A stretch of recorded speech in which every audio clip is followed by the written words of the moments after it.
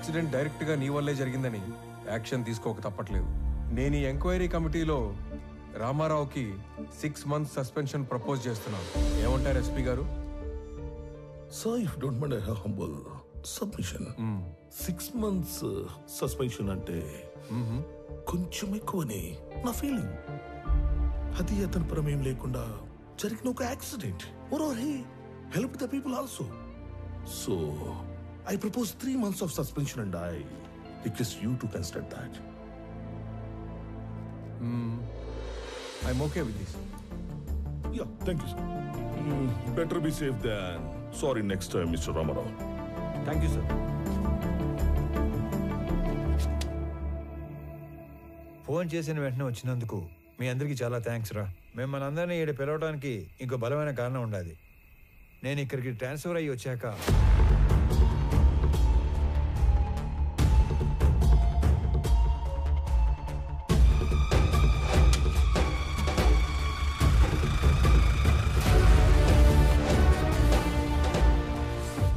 ఆయన కాలంలో ఆ పెద్ద వర్మ మా మెంబర్.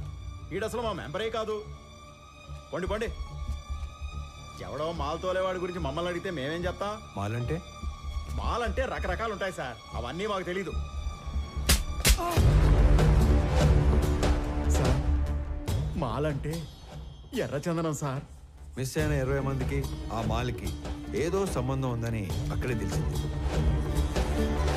అయినా మామ, ఈ మిస్ అయిన వాళ్ళందరూ కర్ణాటక పోలీస్ కస్టడీలో ఉంటారేమో, ఒకసారి చెక్ చేసుకోవచ్చుగా?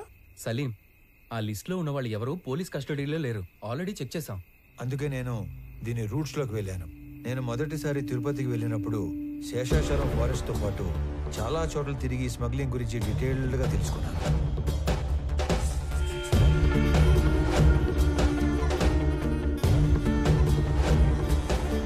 ఈ టోటల్ స్మగ్లింగ్ నెట్వర్క్ లో మొత్తం 5 లేయర్స్ ఉంటాయి. Number 1, wood cutters. వీళ్ళు పేద లేబర్. ఎక్కడో తమిళనాడులోని తిరువనమలై దగ్గర ఉన్న జవాదుమలై ప్రాంతం నుంచి వస్తారు. Second, loaders.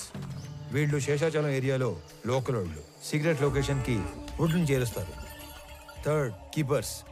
వీళ్ళు కూడా లోకల్ వాళ్లే. సీక్రెట్ లొకేషన్స్ లో ఎర్ర చందనాన్ని కొన్ని రోజుల పాటు దాస్తారు. చిన్న మొక్కైనా సరే నీళ్ళలో వేస్తే మునిగిపోయే గుణమున్న ఈ ఎర్ర కొయ్యని ఒకసారి నెలల కొద్దీ చెరువుల్లో కుంటల్లో దాచి ఉంచి కాపాడతారు. Fourth, transporters. వర్మ లాంటి వాళ్ళు సీక్రెట్ లొకేషన్ నుంచి పోర్టు దాకా చేరవేస్తారు. Fifth, the exporters. వీళ్ళ కంపెనీల పేర్ల మీద ఎర్ర చందనాన్ని గ్రానైట్, ఫుడ్ లేదా టొబాకో పేరుతో ఎక్స్పోర్ట్ చేస్తారు. పెద్దగా రిస్క్ లేని పని చేసే ట్రాన్స్పోర్టర్స్ మొత్తం ఇప్పుడు మిస్ అవ్వడమే ఒక పెద్ద మిస్టరీగా ఉంది. ఈ 5 లేయర్లు కాకుండా వీళ్ళందరిపైన ఒక కింగ్ పిన్ ఉంటాడు. వాడుక భాషలో వాడినే డాన్ అంటారు. ఈసారి 12 కంటైనర్ల ఎర్ర చందనం, దాన్ని తీసుకెళ్తున్న మనుషులు మిస్ అయ్యారు కాబట్టి నా అంచనా ప్రకారం వాళ్ళ మనుషులు కూడా వెతుకుతూనే ఉండాలి. ఈ కేసుని క్రాక్ చేయడానికి మీకు తెలిసింది చెప్పండి, చేయగలిగింది చేయండి. మీ అందరికీ తెలుసు నేను మైసూర్ దూరదర్శన్లో పనిచేస్తానని. మంగళూరు పోర్ట్ ఏజెంట్ల ఇన్ఫర్మేషన్ మా దగ్గర ఉంది. ఈ ఎర్రచందనం స్మగ్లింగ్ మీద మేం డాక్యుమెంటరీ చేసినప్పుడు ఇదంతా గ్యాదర్ చేశాం. నీకేమైనా కాంటాక్ట్ తెలుసా? మైసూర్ ఫోన్ చేసి రేపే కొలీగ్ దగ్గర కాంటాక్ట్ తీసుకుంటా.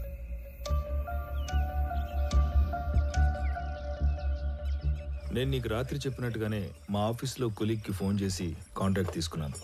నువ్వు అనుమానించినట్టే పోర్ట్ ఏజెంట్ ఒకడు మిస్ అయిన మాల్ కోసం తిరుగుతున్నాడంట. నువ్వు వెళ్ళి కలవచ్చు. సరే మరి నేను వస్తా. అలాగే.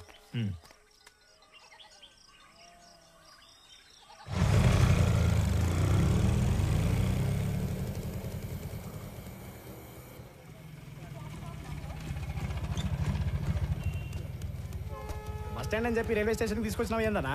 చిన్న పని మీద వెళ్తున్నాను రా, నువ్వు వెళ్ళు. అన్నా ఇంతకీ ఆడికి పోతున్నావు? సురేంద్ర అని నీకు తెలియదులే, అతని మిస్సింగ్ కేసు పని మీద అర్జెంట్ గా మంగళూరు వెళ్తున్నా. ఇంట్లో మాత్రం నేను హైదరాబాద్ వెళ్తానంటే చెప్పాలి, ఓకేనా? వెళ్ళు వెళ్ళు వెళ్ళు వెళ్ళు.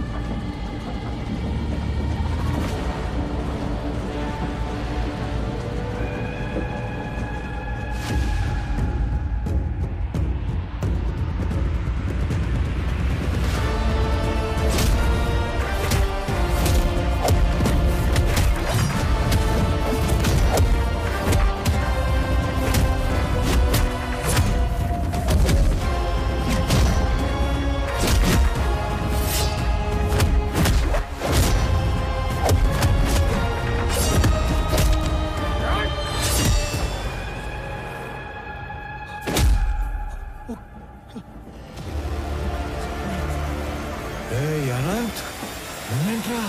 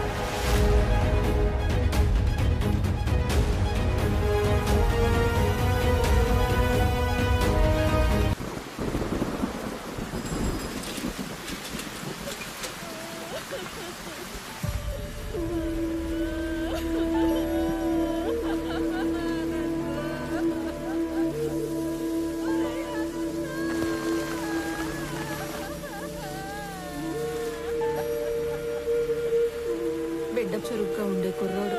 తల్లి అంత అయిపోయిళ్ళా? అదిగో వాడేనమ్మా ఇంట నా బిడ్డ తీసుకుపోయినాడు. ఇదిగో ముఖం కూడా చూడడానికి లేకుండా కట్లు కట్టి తెచ్చి పట్టేసినాడు. రామారావు, పోతావా నువ్వు?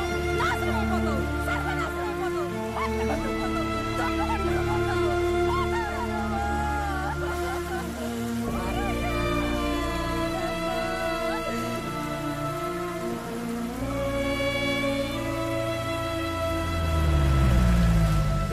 బస్సులో హైదరాబాద్ పోవాల్సిన ఓడివి ట్రైన్లో మంగళూరు ఎందుకు పోతాండావురా?